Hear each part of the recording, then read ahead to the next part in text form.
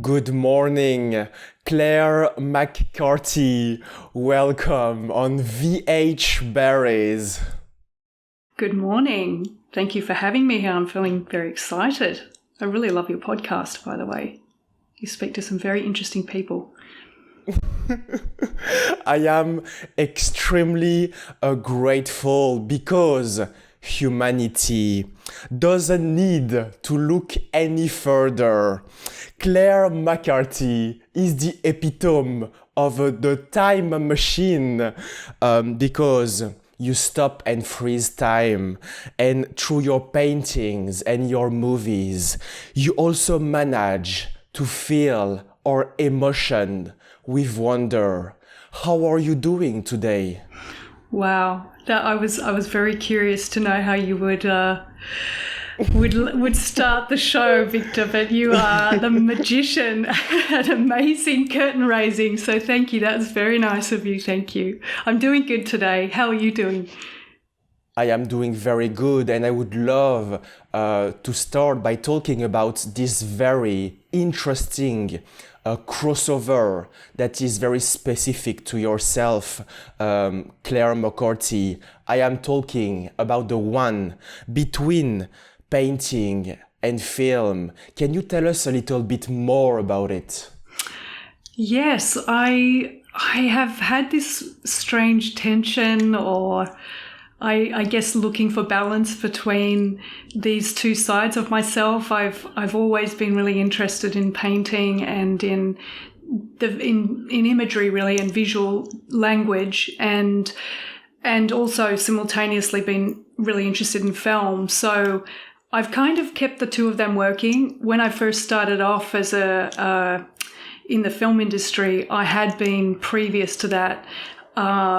I had an artist studio, was exhibiting, and I was also working as a side hustle as a scenic painter on movies, and also sometimes just doing jobs for hire as a painter, even painting walls. But some of the things that I did were big murals or street murals or things that needed sort of figurative elements. So I was working commercially as an artist, but also in the film industry and the art department. And it got slightly confusing because I was, often doing commercials or working on movies, and my real passion was really about the directing language and what was happening in front of the camera. Well, not my real passion, but my other passion. So this has always been this kind of balance for me is that. And I guess it wasn't until I actually worked on big series of movies called The Matrix at one point, and I was making props in the scenic art department in the art department, and doing some set finishing and various things on those movies, particularly Matrix 3. And I ended up sneaking into the main studios. I'd finish my work, and on my lunch break or whenever I got a little break, I would rush into the studio to watch the Wachowski brothers directing. And whenever I had an opportunity to kind of sit in on some masters doing their work, that was my big MO. So yeah, it wasn't until I was offered quite another big movie in the art department that I decided I would actually finish my studies at the Australian Film, Television, Radio School in directing, because before that I finished a design degree. I was very interested in visual communication, and I did a film major, and I had made a couple of films, but I really felt ready to tackle a master's in film directing at that point, or thought I did, and ended up going to film school. And whilst at film school, I ended up, because I didn't really have a lot of money. Actually, to go to the film school, you did get a scholarship, so it was amazing. It's not like it now like it was when I went. When I went, there was only 4 people in each area, so 4 cinematographers, 4 producers, 4 directors, 4 production designers, etc., across all the major departments.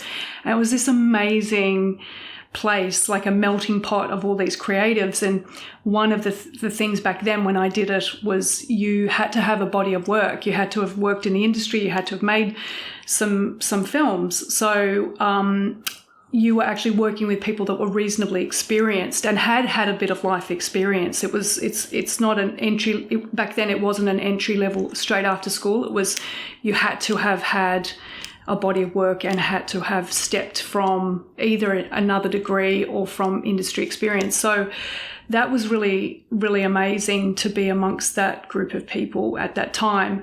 But even though it was a scholarship, it was only a tiny bit of money, and I didn't have a lot of savings, and I sort of entered this kind of, I guess, a bit of a monk-like state at film school. I was completely focused on wanting to learn and just absorb everything I could during this time, because there was like a cinema where we could project like 70mm prints of rare movies. They had this incredible library with rare films. Like people that went to the film school like Jane Campion and Philip Noyce and Fred Skepsey and, you know, some of the filmmakers that I consider to be my heroes. And so having access to those resources was incredible. So I was in this monk-like state, but I was also doing this balance between at night or some afternoons and on my weekends, I would often be doing scenic work, painting murals or working on commercials or working on projects, or often doing days here and there on other movies in order to sort of get through film school. And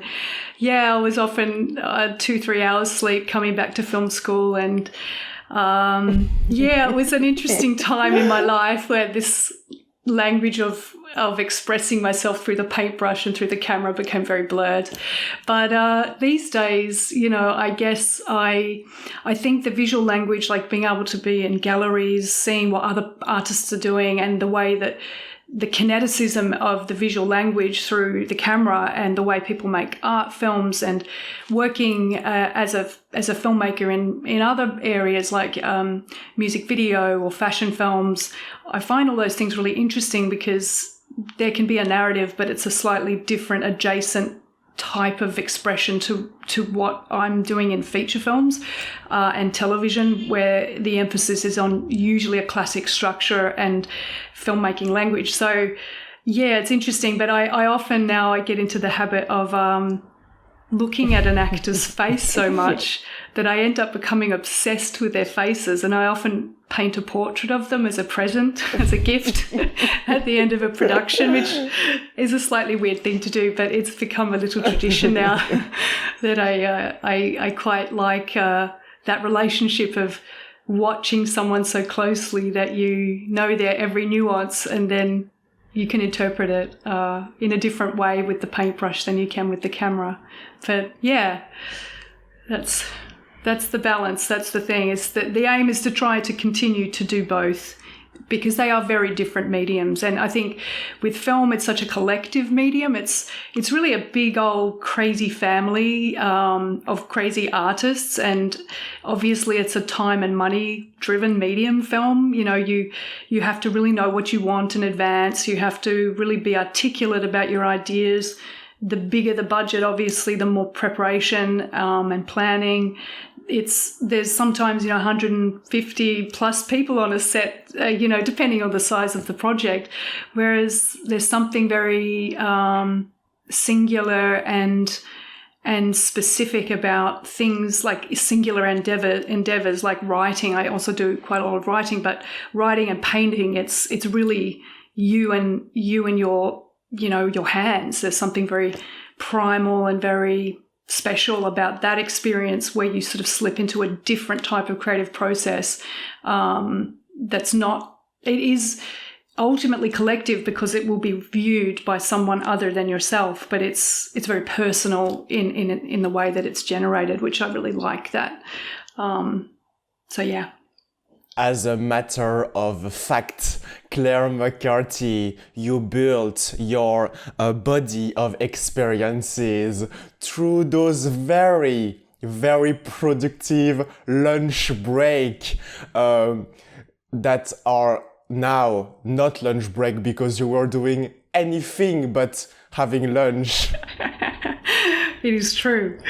It is very true. I did learn a lot. I mean, I think I must have thought, and this has taken me some time to realize this perhaps, but the experiences that I had on as an early student of film and someone passionate about hopefully having a place in the film industry and developing my own voice, I think I misunderstood that every film had to be this massive circus, and because everything that I had been on were these big productions, and so when I went and decided after film school to make my first feature film, which was, we had no money, was literally made for whatever small amount of money I could raise at that time. We did get some.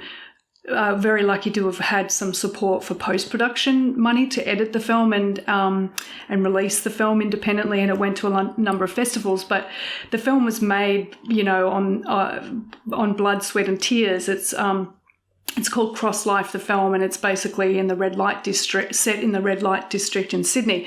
But even that film, I realise now more and more that the film.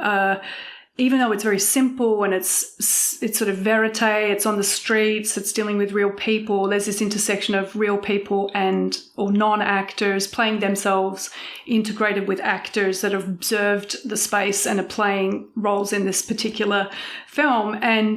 But the film, it's like 5 stories, and each story is so complicated, and there's all these elements, and my goodness, like, it was bigger than Ben-Hur when I think about what we took on as a team for this no-budget film. And it's taken me a long time to go, well, sometimes having all the tools and all the toys is one thing, but actually understanding drama and actually understanding what makes something compelling can sometimes be less is more, and restraint and tension can be found by taking things away and stripping things back.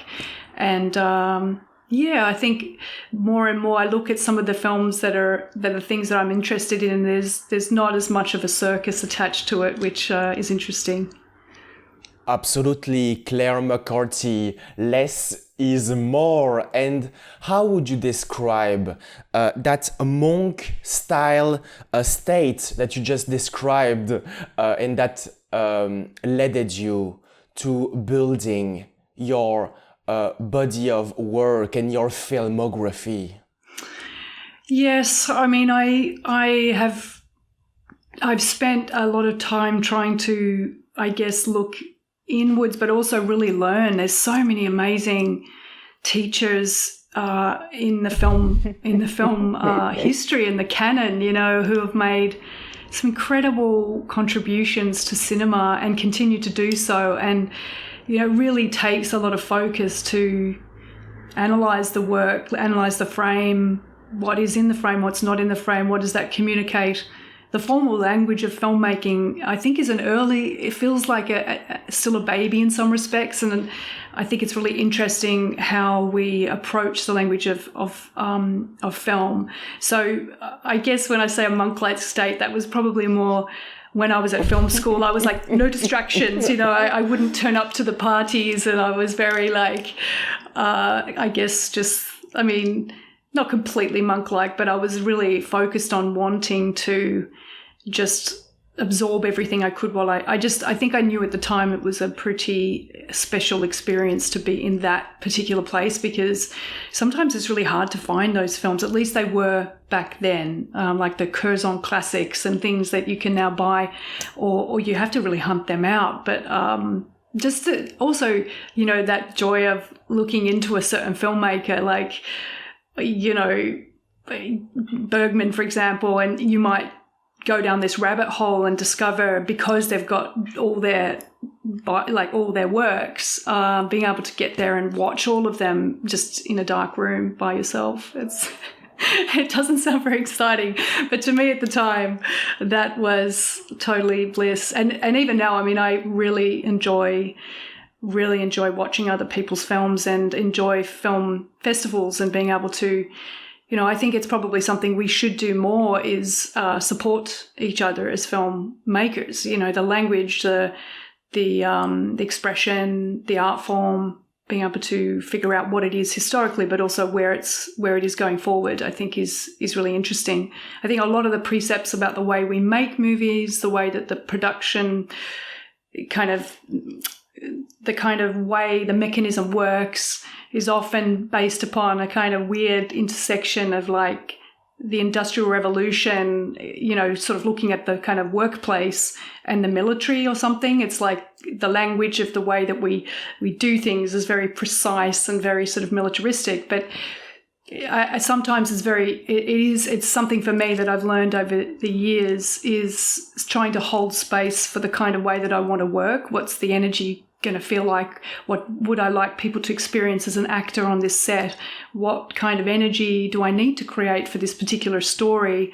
How can we not feel like it's just looking at the time and that we're just marching forward only, to just deliver the lines on the page? How can we seek for something deeper and better inside the material so that we can move people? Because I think it does need, sometimes people become so efficient and so obsessed with efficiency that they sometimes miss it. It's always the tension, how do you spin straw into gold in this medium is of interest to me, the process.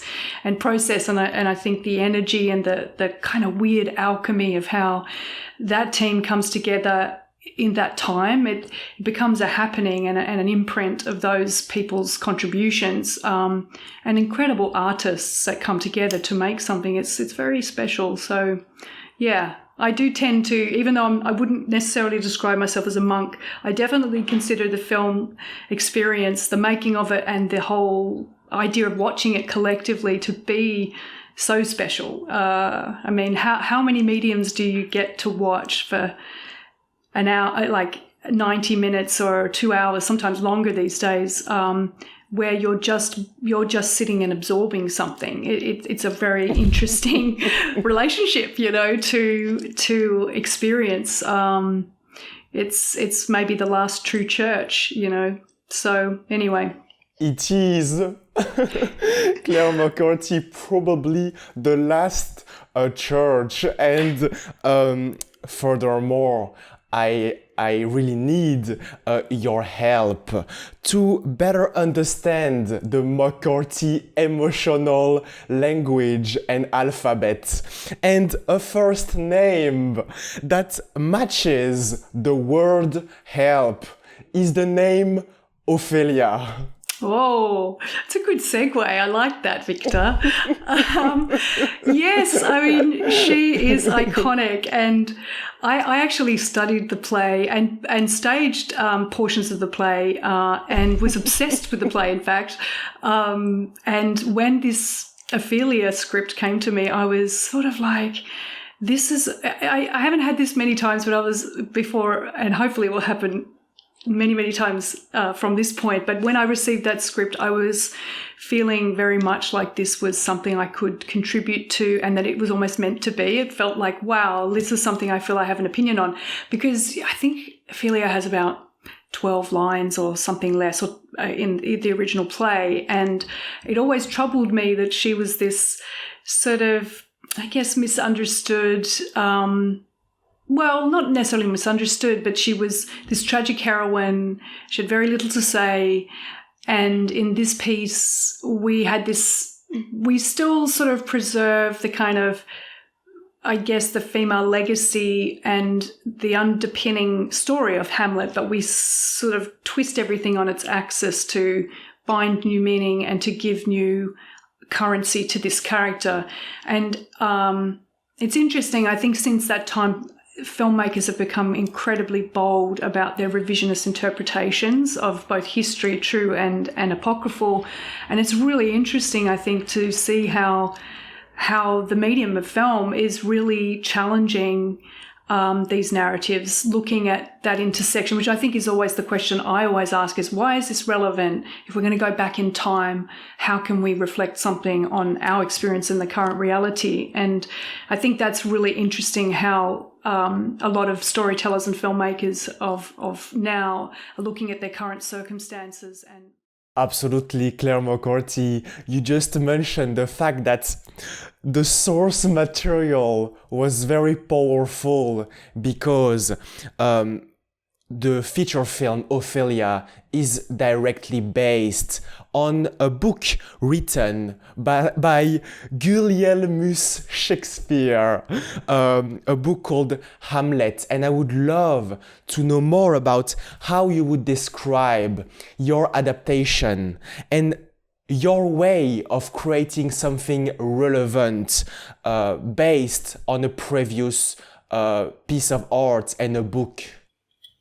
Yes, absolutely. Well, what I think is really amazing in the original Hamlet play is this exploration of, I guess, rumination of conflict of this young person kind of almost squeezed into a corner, trapped into a corner where they're having to decide what is the best course of action in circumstances that are so difficult to decide.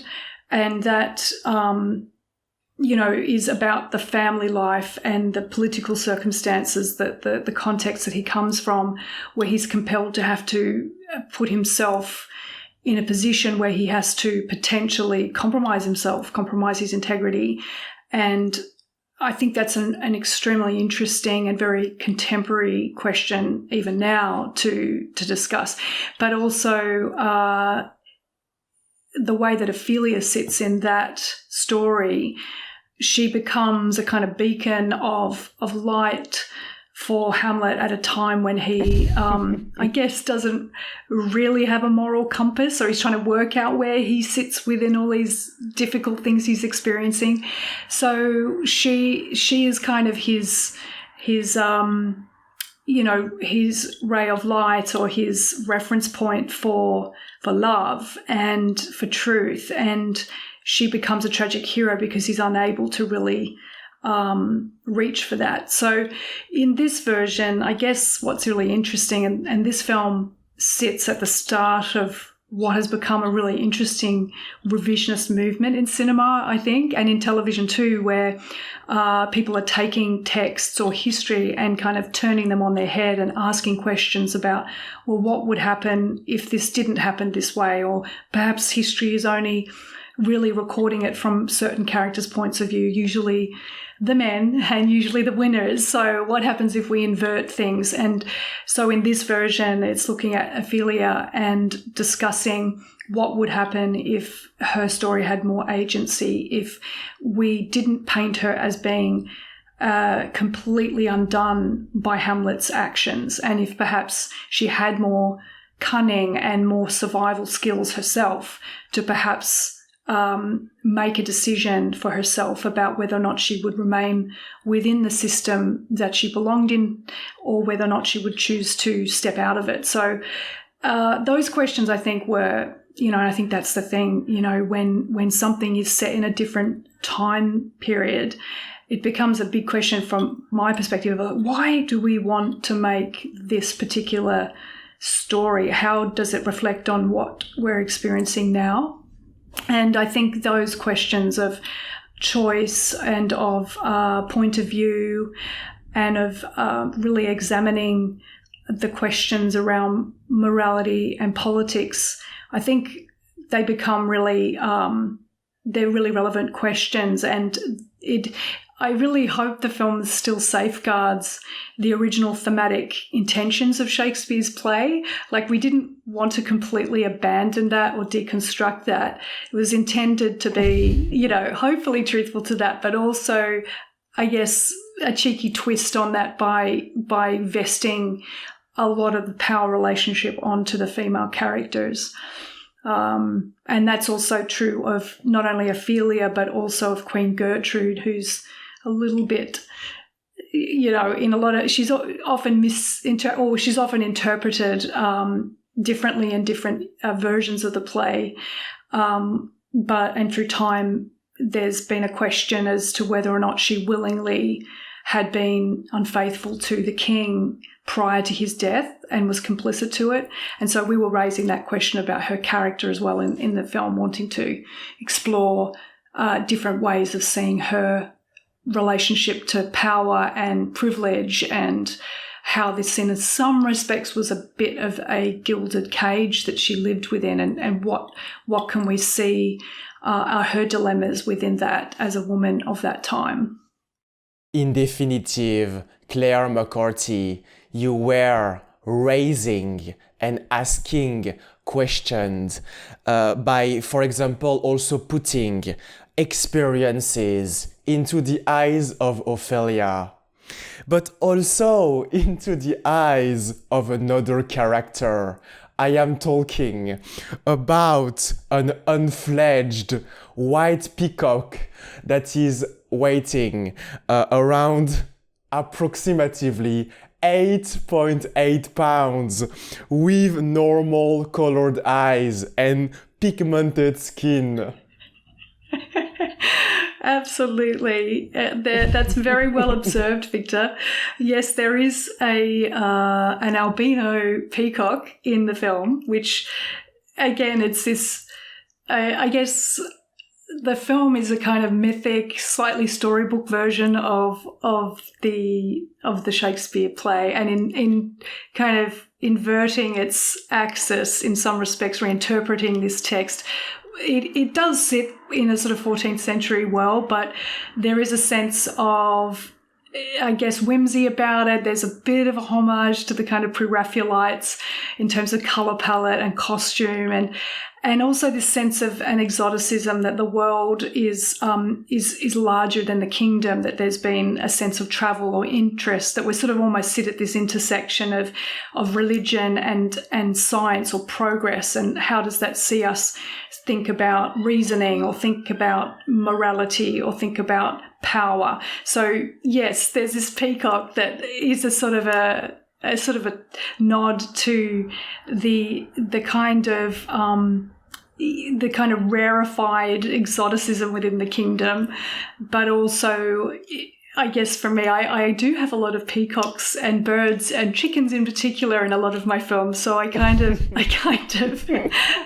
like the symbolism of that and what that can bring in these sort of layered kind of subtle things that if you look behind the sort of scenes, that you can find these other messages and layers as well. Absolutely, Claire McCarthy. By adding those animals, you are adding some additional layers to the story and to the meaning of your feature films. You just mentioned that 8.8 pounds a white peacock, but also the chickens and eventually the sound of some birds, because this is the way you opened the movie Ophelia. That's very well observed as well. Yes, it does start on this kind of and murmurations become an interesting kind of sonic kind of I guess a thread throughout the film that's woven with Stephen Price as the composer on the film, and him and the production designer did a beautiful job of figuring out that sound world and that kind of emotional world of music in the film. And Stephen actually wrote his music around a kind of a love letter between Hamlet and Ophelia that kind of develops into an anthem towards the very end of the film. It sort of climaxes. And the intention of that is to kind of build this sense of the natural world and these voices of birds or voices of nature that then eventually become almost like a human tidal wave of voices that are kind of pulling these two lovers apart because they sit so diametrically opposed in terms of their worldview. That's the sort of operatic intention. I think also to your point about picking up on these little symbols and little subtleties of design and sound and music. I think that we felt that myself and my collaborators had a fantastic creative group on that film. We really wanted there to be, I guess, faithful, as I said before, to the original text, but also I guess we figured that Shakespeare, from my mind, I mean, having studied so many of his plays, I kind of know he never really left Stratford-upon-Avon, or maybe went to London, but I don't believe he went to Denmark, and I don't believe he went to Italy or spent time in Verona or Venice, for example. So I think, I think there was license, and there is license in this kind of thing of reinterpreting and restaging material like this to bring these other subtle subtexts and symbolic layers to the material. Absolutely, Claire McCarthy. You just referred the musical aspect by doing a connection with the composer Stephen Price, who did all the musics and the soundtracks. And you stayed very faithful to the text because of one aspect of Ophelia, which is the costumes, because I am personally suspecting you to have taken all of those dresses and clothes from your own, the McCarthy wardrobe. Can you tell us a little bit more about the elegance of this aspect that is a testament of the elegance of the visuals? Oh, thank you. I mean, definitely, I would love to take credit for the costumes, but Massimo Cantini, who's the costume designer, did such a beautiful job. Him and his team handmade all those beautiful dresses, particularly Ophelia's teal. I mean, I knew she needed to feel like the color of water. She needed to feel, I think blue, and that tealy blue has such a kind of symbolic color, and also the long pre-Raphaelite sleeves. And we also made decisions about not having corsets in the film, and using things like hoods and shrouds and head pieces. When Queen Gertrude has her beautiful kind of day spa kind of bath thing, she has this kind of headpiece, like a towel turban, which isn't so far away from what one would expect, because there were no hair dryers. So, but this sense of broadening the kind of the palette and the kind of aesthetic view is something that Massimo was really into, and also thinking about little subtle things like what are the motifs in the jewelry, and what does the hair look like, and how can it move, and how can it feel natural, and what are they? I feel like the physicality of an actor inside a costume really becomes the character.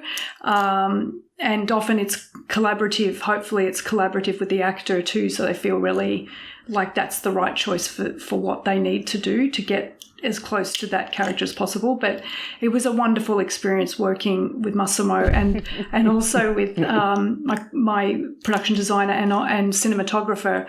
We all worked very closely together to discuss what the palette was and what colours we would use, what were the formal elements, the framing, and all those kinds of choices, were definitely very well considered. But I was very lucky to have such a great team.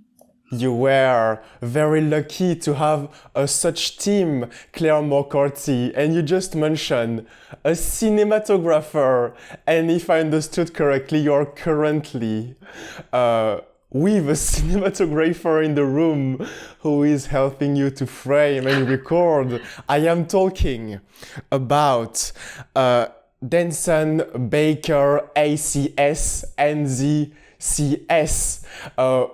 Those two endings are titles, and I am sure that when you are hearing them, this can be an intense source of envy and jealousy, but don't worry, because I've arranged with him so he can prepare you a great breakfast for tomorrow morning.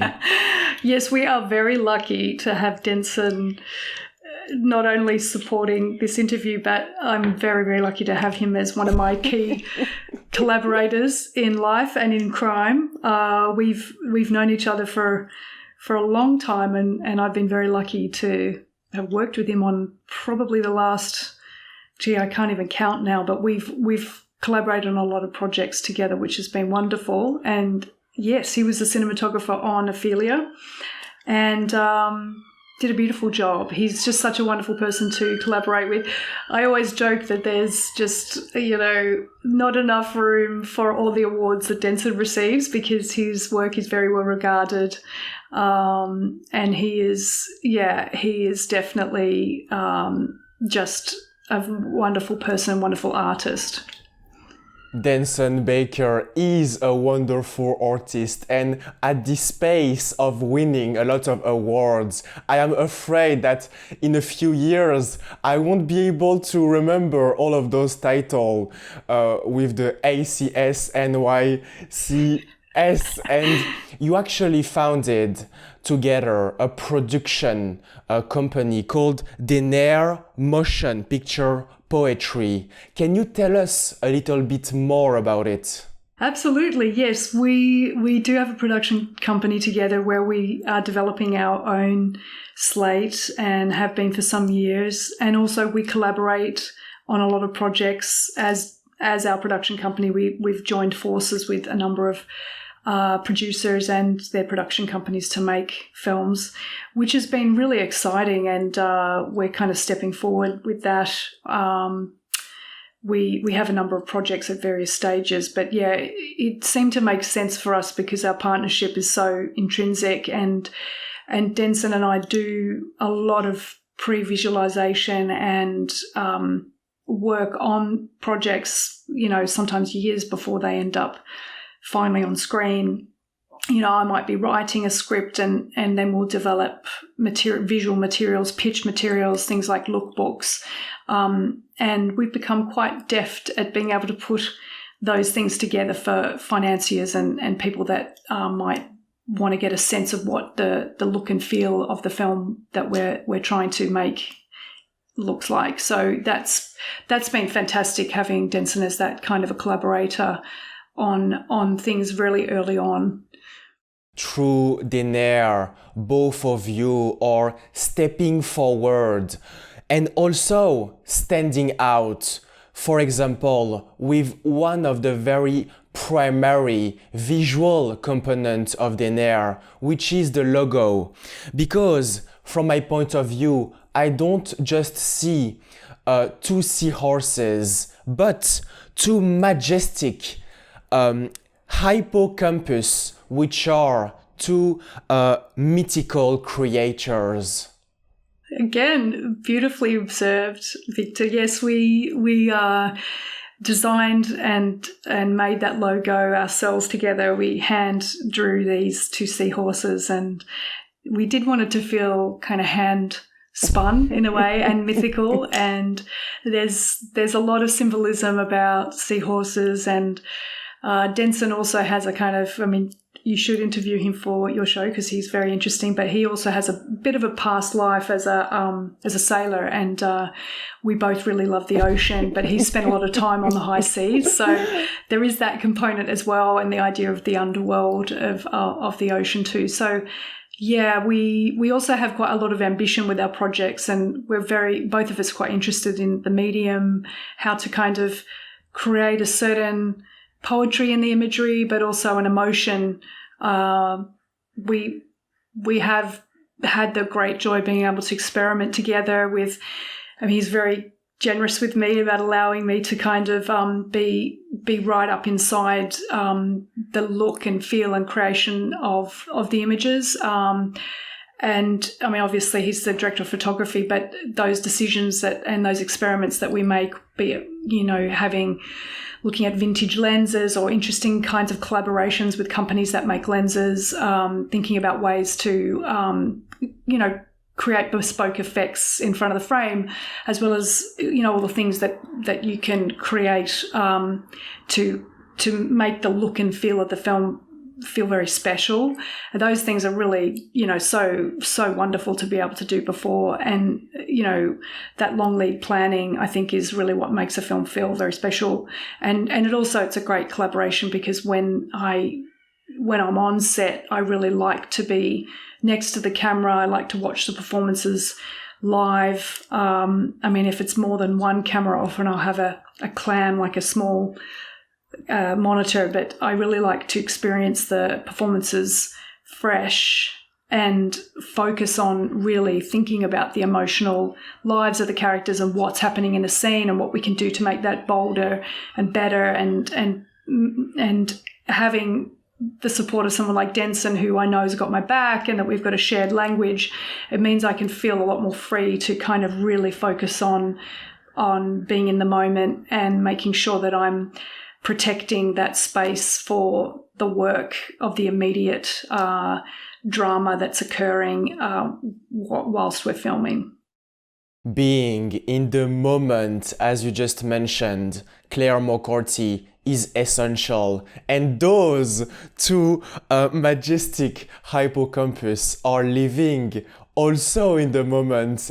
They are together and they are stuck and having a very strong relationship, exactly as strong as the lock that was located on your television growing up. Can you tell us a little bit more about this adventure and how your older sister, Teresa, saved the entire situation? Yes, I did. I grew up in a quite conservative but academic, in lots of ways, Catholic family. And I think my parents, not so much now, but when I was growing up, were a little bit suspicious of the television and certainly about passive watching of the television. So my mother engineered she commissioned a cabinet maker to make a box for the television with doors and a lock. So we really had a very curated program of television. We were allowed to watch the news.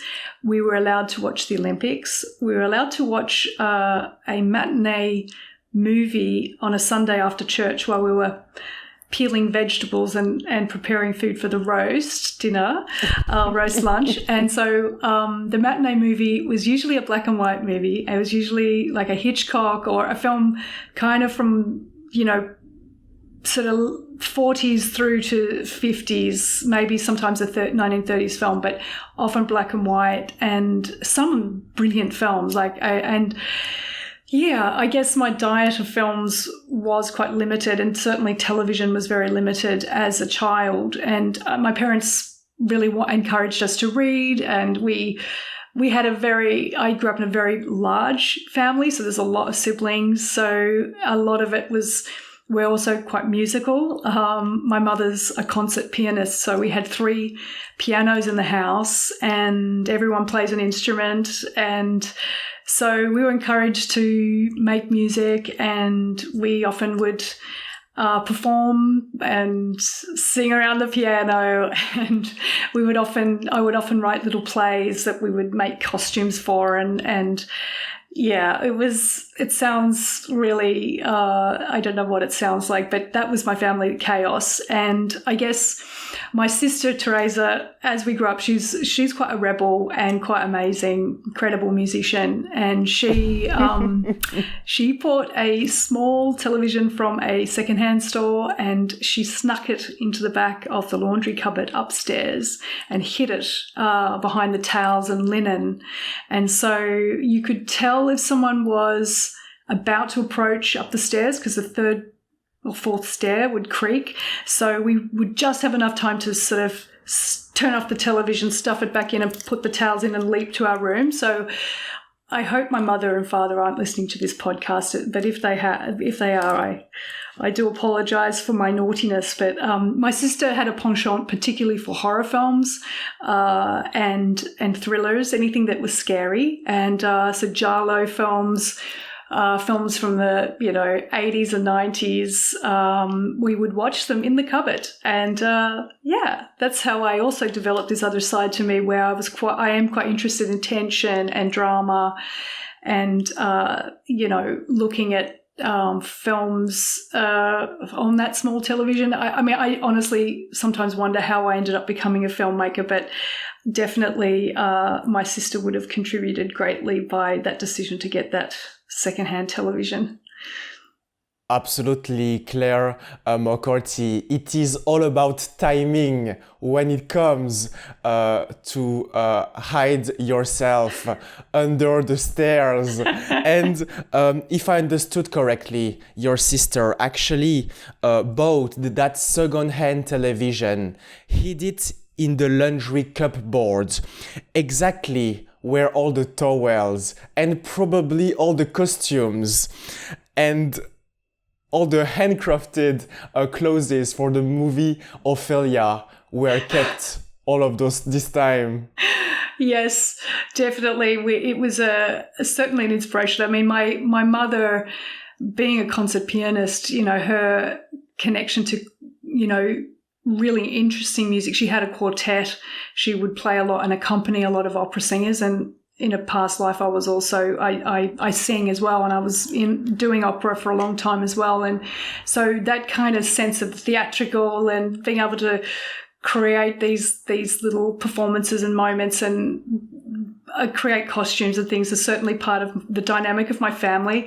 And also I think thinking about where maybe I was inspired as well, my nana remarried before I was born. She remarried an Italian, beautiful Italian man, my nonno, who I grew up with, and he was very interested in Super 8. He had a Super 8 camera, and he would also take 35mm photography. So we would film some of our little performances on the cameras, and also my mother's brother, he was quite interested in amateur video and film as well. So there, even though we didn't watch a lot of television, we were creating our own little things, so to speak, in the family.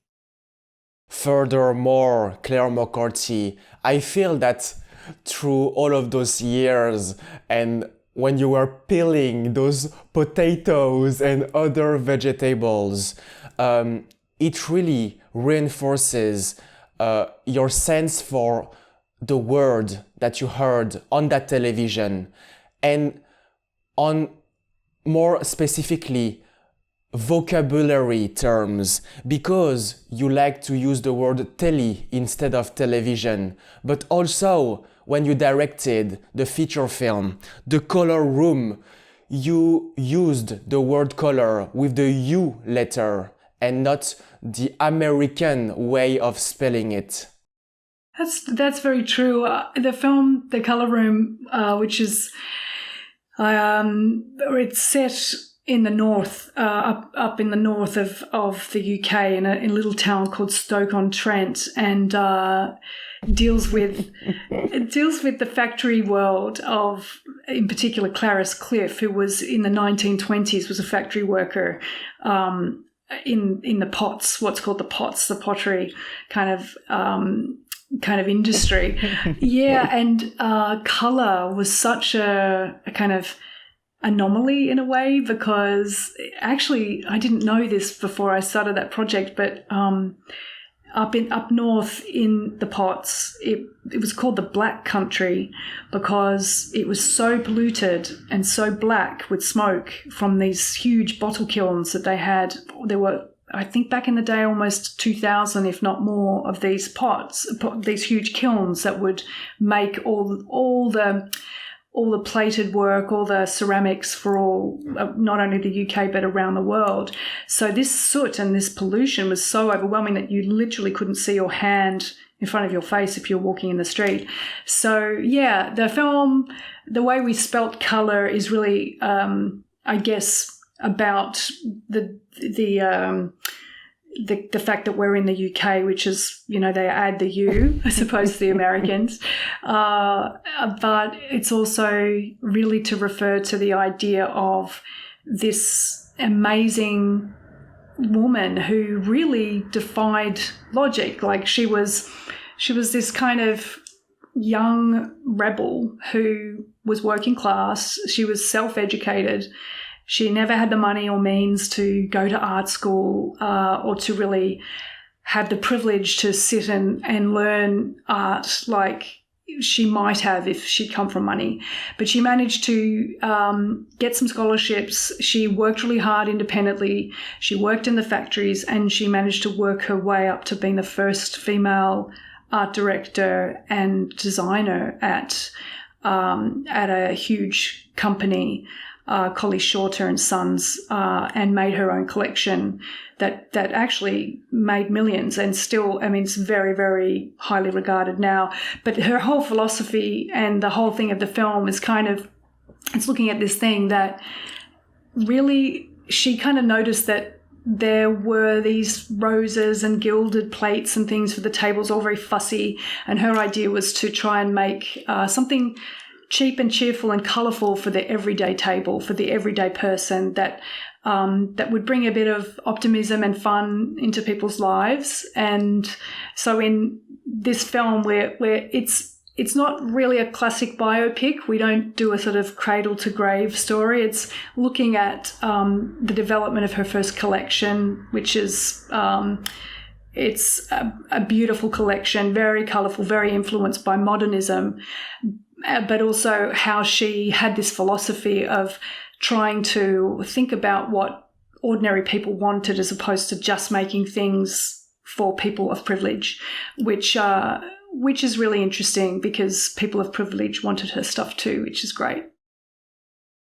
Absolutely, Claire McCarthy, the character of Clarice Cliff, is a young rebel, and by using the letter U in the word color, you are also a rebel. And this is a geopolitical move that catapulted you on the list of the most powerful decision makers of the year 2021. Well, I don't know if we're the most powerful, but certainly we had a lot of fun making that film. It was difficult because we did shoot up in Stoke. It was really cold, and it was during the second lockdown. So we were trying to figure out not only how to make this film in the 1920s, where there's a lot of logistics and moving parts in terms of creating the factory environment. A lot of, sadly, the bottle kilns, there's only a couple that still stand now because Stoke still has this really strong tradition with ceramics and pottery, but sadly it's not the heart of the industry any longer. So yeah, we had to sort of figure out how to create that in the movie. We did do a call out very early on within the Stoke community to just the general public to see who might be interested in participating in the film. And it was really amazing because so many locals and there's so many multi-generations still in Stoke and in the satellite towns around Stoke who have worked in factories, work in ceramics, and there's this really strong tradition and pride in their history and in their legacy. So we managed to get pretty much everyone in the film is actually from the area of Stoke and are experts, either having worked or currently working within the potteries in one way or another, or people that work in factories or have worked are experts at ceramics. So it was really amazing, and they put workshops together for our actors, and we were able to Phoebe Denaire, who's our fantastic lead actress who plays Clarice Cliff, she was just so brilliant at being able to absorb all this quite technical, creative information about how to manage clay and how to paint with these specific glazes and different ways of doing things, and had these experts teach them and make videos for them of how to use this clay and how to paint with these complicated glazes and how to mix the clay and how to mix the glazes and paints and colours and with the support of that community, it was quite special being able to collaborate with them on the film. Absolutely, Claire McCarthy. And in conclusion, let's come back to that word, decision, because I would love to know more about the upcoming decisions that you are going to take in terms of projects for this year and the following one? I have quite a few projects that are juggling. Actually, some of them with some really wonderful actors that have become quite close friends. I have a project with David Dastmalchian, actually, who is an amazing actor. He's just recently in Oppenheimer and a number of other Christopher Nolan films, but also other films and projects of his own. But I've been developing a project with him, which is quite interesting, set in the 1950s, a very unusual concept, which he will also star in.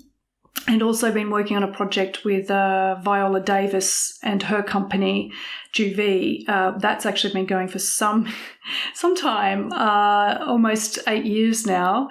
Originally, a beautiful book Viola found just around the time, might have been just after she was adopting her beautiful daughter Genesis. And long story short, I made a film in India dealing with adoption in Calcutta, and she saw the film and we felt that there was a really strong synergy between us, and we started to work on this book called The Personal History of Rachel Dupree, which Viola was originally going to star in, and now because it's taken so long to do it and Viola has just had this meteoric rise, if that's the right word, she's just... she's won the Tony and she's won multiple Emmys and she's been nominated for several Oscars and won. She's become this megastar, and so she'll still be in the film. She's still producing the film with my company and two other producers who are fantastic.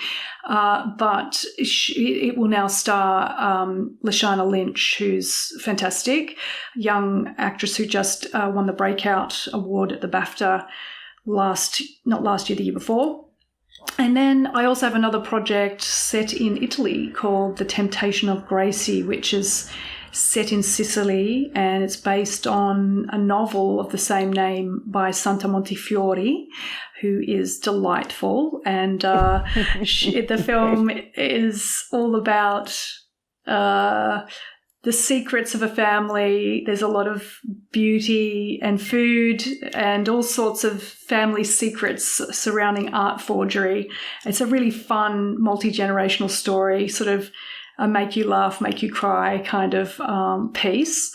So there's a few things cooking, and I'm feeling optimistic. We've just, as you know, come out of a big moment in our industry of this strike. So it's kind of disrupted things a little, put a few things on hold, but it's also been a really great time to be able to consolidate and double down and really challenge the material that I've been working on. And I'm looking forward to making a really hopefully interesting series of films in the near future.